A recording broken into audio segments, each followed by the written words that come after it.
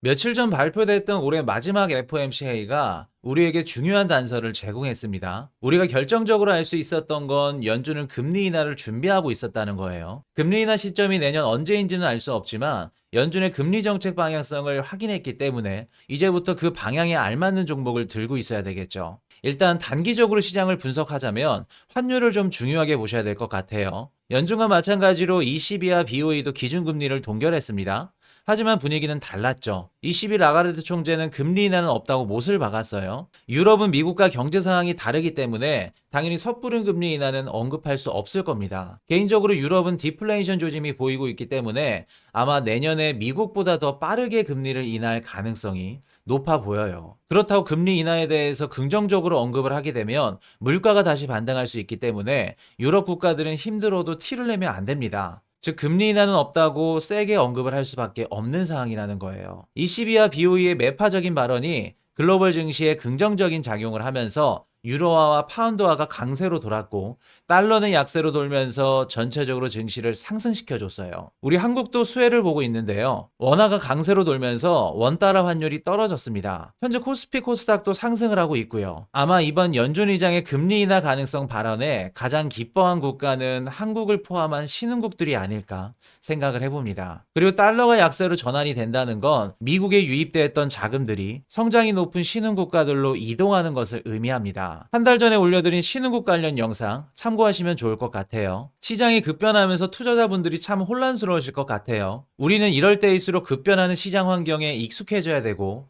시장이 요구하는 종목에 부합하는 포트폴리오를 구성해야만 합니다. 지금부터 우리가 지켜봐야 될 종목에 대해서 말씀을 드릴게요. 금리 인상 시기에 가장 많이 빠진 종목들 위주로 보시면 될 것 같은데 그 중에 하나를 꼽자면 성장주가 있는데요. 성장주는 미래 수익을 바탕으로 기업 가치를 산정하기 때문에 금리가 높을수록 저평가를 받을 수밖에 없을 거예요. 만일 금리가 인하된다면 성장주는 수익이 개선되고 기업 가치를 높게 측정할 수 있겠죠. 앞서서 말씀드린 성장이 더 잘 나오는 신흥국으로 자금이 유입되는 이 원리와 같다고 생각하시면 됩니다. 근데 우리가 여기서 주의할 점은 금리 인하가 된다고 해서 모든 성장주가 유망한 건 아닙니다. 그리고 금리를 인하하는 시점이 확실하지 않기 때문에 매수 시기를 잘 보셔야 돼요. 한국 투자자분들이라면 2차 전지, 에코프로 많이들 생각하실 텐데 정말 변수가 많아요. 내년 선진국들의 친환경 정책을 일단 확인해야 됩니다. 미국 대선도 누가 당선되느냐에 따라서 전기차 관련 종목들의 승패가 결정이 될 거예요. 성장주 중에 인터넷주도 괜찮아 보입니다. 올해 상반기 2차 전지주가 급등했을 때 인터넷주는 횡보를 하고 있었죠. 아마 내년에는 희비가 엇갈리지 않을까 생각을 해봅니다. 저한테 성장주 중에 딱 한 가지만 꼽아봐 라고 말씀을 하신다면 무조건 AI 관련주입니다. 내년에는 온디바이스 AI 관련주들이 미친 듯이 성장을 할 겁니다. 기기 자체에서 작동하는 인공지능 기술을 온디바이스 AI라고 하는데 이 내용은 좀 중요하기 때문에 따로 영상으로 빼서 올려드릴게요. 성장주뿐만 아니라 가치주 중에서도 매력적인 종목들이 있습니다. FOMC 이후에 미국의 금융주들이 큰 폭으로 상승을 했는데요. 12일날 올려드렸던 영상 기억하시나요?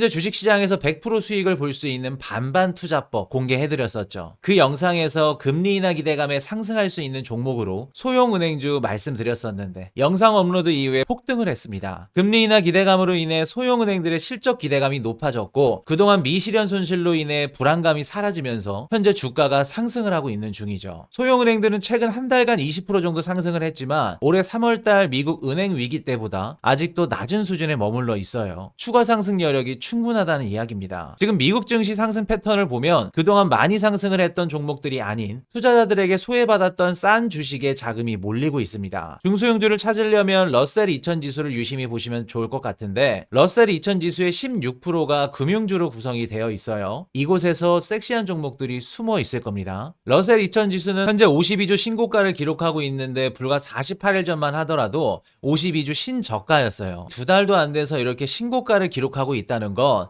시장의 성격이 180도 바뀌었다는 걸 의미합니다. 바뀌어버린 시장의 성격과 패턴을 읽는 것도 우리가 반드시 해야 되는 부분이겠죠. 성장주 하면 또 기술주가 빠질 수 없겠죠. 댓글로 어떤 분이 왜 기술주는 다루지 않았냐고 말씀을 해주셨는데 기술주는 제가 아니어도 워낙 다양한 유튜브에서 다루고 있고 좋은 영상들이 많아서 지금까지 따로 다루질 않았어요. 일단 대표적인 기술주라고 하면 매그니피센트 세븐이 될 것 같은데 올 한 해 미국 증시를 견인한 종목들이 다 포함이 되어 있기 때문에 개인적으로 현재 주가는 비싸다고 생각합니다. 이미 많은 상승을 했고 과매수 구간에 진입을 한 상태예요. FOMC 이후에 소형주들은 폭등을 하는데 매그니피센트 얘네들은 힘을 못 쓰고 있는 이유이기도 하죠. 물론 이런 큰 기업이 아니어도 아까 말씀드렸던 AI 관련 비즈니스를 하는 작고 매력적인 기술주들을 찾아보셔도 좋을 것 같아요. 사실 이번 FOMC 이후로 우리가 크게 달라진 건 없습니다. 금리 인하에 대한 긍정적인 부분을 확인했지만 아직 확정난 건 없어요. 금리 인하에 대해서 언급을 처음 시작한 거지 그 이상도 그 이하도 아닙니다. 시장은 이미 금리 인하를 한 것처럼 생각하고 먼저 움직이고 있죠. 그리고 금리를 인하하면 무조건 주식은 상승한다. 이 공식도 머릿속에서 지우셔야 됩니다. 곰곰이 생각해보면 뭐든지 급하게 변화가 이루어질 때 문제가 생깁니다. 2022년도 3월부터 연준이 급하게 금리를 인상했을 때 전 세계 금융시장은 대폭락을 했습니다. 수십 년간 제로금리 환경에서 지내다가 급격하게 금리를 들어올렸고 달라진 환경에 당연히 시장 참여자들은 무너질 수밖에 없었죠. 내년도 똑같아요. 거의 2년 가까이 높은 금리 환경에서 지내다가 갑자기 금리를 인하하면 또 달라진 환경에 적응을 해야 되고 그 중에서 무너지는 곳들이 나오게 될 겁니다. 우리는 무의식적으로 금리를 인상하면 주식은 하락하고 금리를 인하하면 주식은 상승해야 된다 라는 생각이 자리 잡고 있는 것 같아요. 실제로 2023년도 금리 인상 시기에 주식은 상승했습니다. 그럼 2024년도 금리 인하 시기에 주식은 어떻게 될까요? 주식시장에서 수많은 부의 이동이 발생하기 위해선 하락이나 조정은 반드시 필요합니다. 공포스럽고 걱정되는 하락이 아닌